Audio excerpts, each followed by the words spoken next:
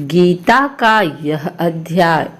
श्री कृष्ण भगवान बोले, हे पार्थ, मुझ में मन लगा करके मेरे ही आश्रय होकर योगाभ्यास करते हुए मेरे स्वरूप का संशय रहित पूर्ण ज्ञान होगा। सो सुनो, विज्ञान के सहित वह पूर्ण ज्ञान मैं तुम्हें सुनाता हूँ, जिसके जानने से तुमको इस लोक में कुछ जानना शेष न रहेगा। सहस्त्रों मनुष्यों में से कोई एक सिद्धि प्राप्ति के लिए यत्न करता है, और उन यत्न करने वाले सिद्धों में से जो कोई भी मुझे ठीक से जान पाता है, पृथ्वी, जल, अग्नि, वायु, आकाश, मन, बुद्धि और अहंकार, यह 8 प्रकार की मेरी प्रकृति है।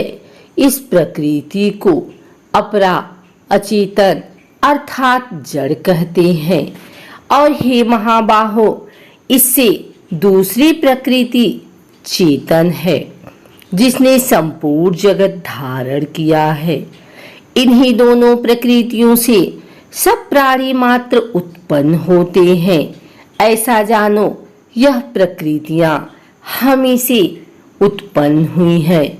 इस प्रकार जगत की उत्पत्ति और प्रलय का कारण मैं ही हूँ।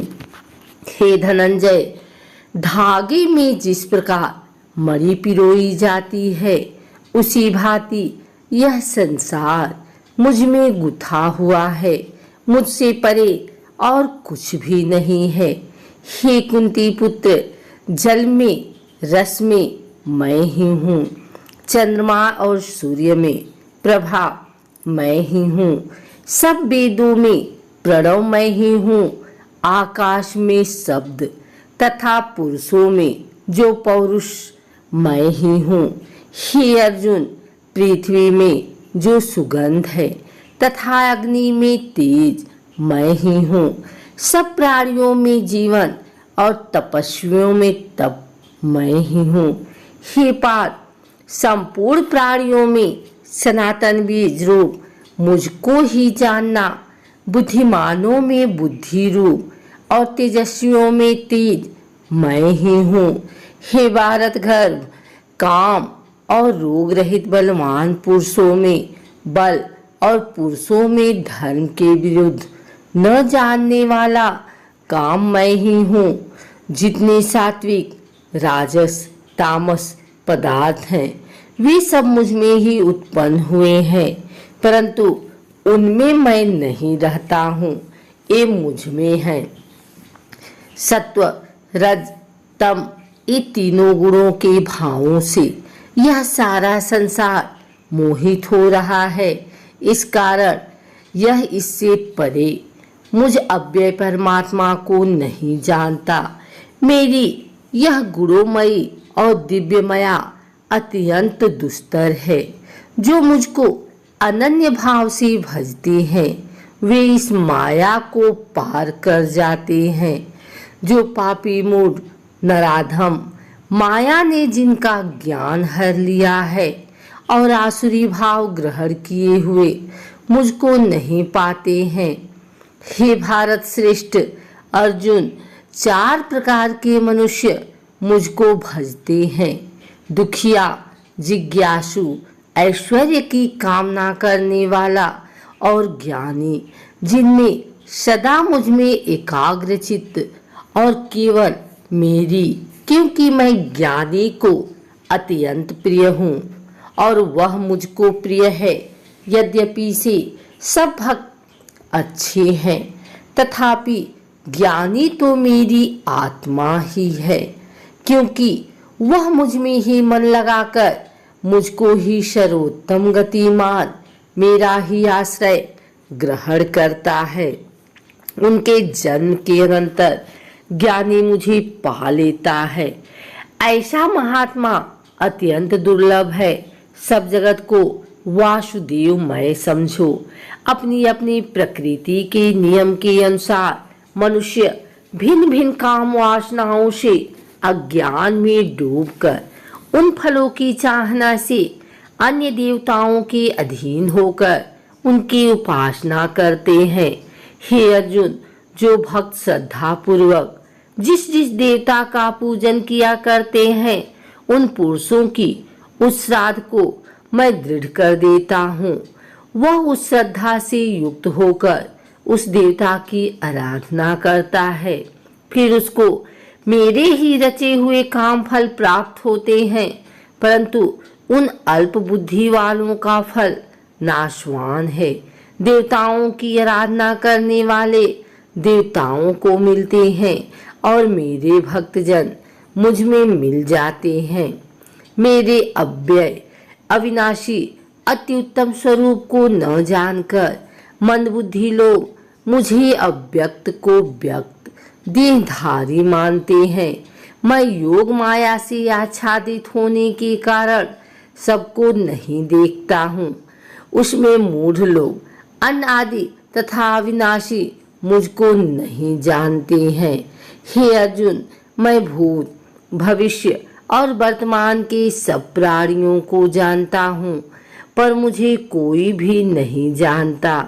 हे भारत, हे परतम, इच्छा और द्वेष उत्पन्न होने वाले सुख दुख आदि द्वंद्वों के मोह से जगत के सभी प्राणी भ्रम में फंस जाते हैं। जिन पुण्य आत्माओं के पाप नष्ट हो गए हैं, वह पुरुष द्वंद्व के मोह से छुटकर दृढ़ निश्चय करके मेरी भक्ति करते हैं। जो मेरा आश्रय लेकर जीवन मरण के दूर करने के अर्थ प्रयत्न करते हैं, वे पुरुष परम ब्रह्मा, आत्मज्ञान और संपूर्ण कर्म को जानते हैं।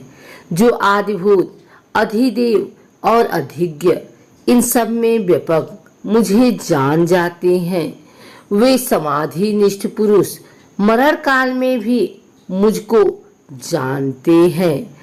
श्री नारायण जी बोले, हे लक्ष्मी, अब मैं 7वें अध्याय का महात्म सुना रहा हूँ, सो सुनो। एक पटेल नामक नगर है, जिनमें शंकुकर वैश्य रहता था। वह व्यापार करने को नगर के बाहर कहीं गया। रास्ते में शंकुकर को सर्प ने डसा, वह मर गया। उसके साथ ही उसकी दाह क्रिया कर आगे को सिधारे।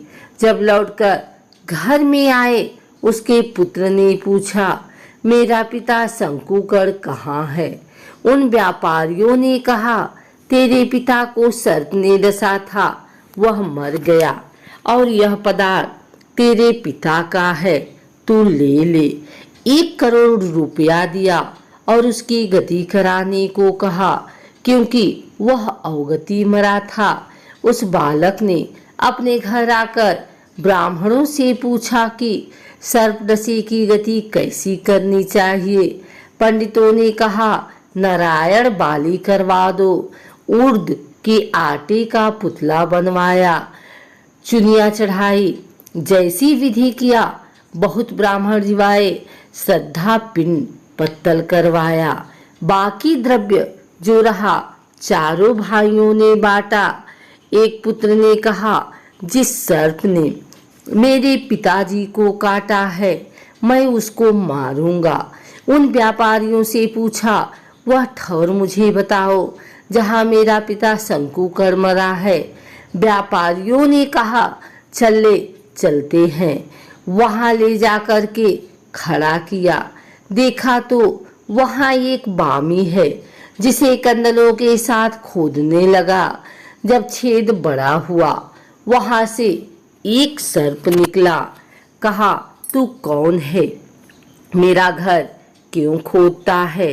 उस बालक ने कहा, मैं शंकुकर का पुत्र हूँ। जिस सर्प ने मेरे पिता को मारा है, मैं उसको मारूंगा। तब सर्प ने कहा, हे पुत्र, मैं तेरा पिता हूँ, तू मुझे इस अधम देह से छुड़ा और मुझे मत मार। यह मेरा पूर्व का कर्म था, सो मैंने भोगा। तब पुत्र ने कहा, हे पिता, कोई यत्न बताओ जिससे मेरा उद्धार हो। तब उस सर्प ने कहा, हे पुत्र, किसी गीता पाठी ब्राह्मण को घर में भोजन करवा और उसकी सेवा कर, उसके आशीर्वाद से मेरा कल्याण होगा। तब उस बालक ने अपने घर और नगर में जितने गीता का पाठ करने वाले थे इन सबको बुलाकर गीता जी के 7वें अध्याय का पाठ कराया और उनको भोजन करवाया। तब उन साधु ब्राह्मणों ने आशीर्वाद दिया।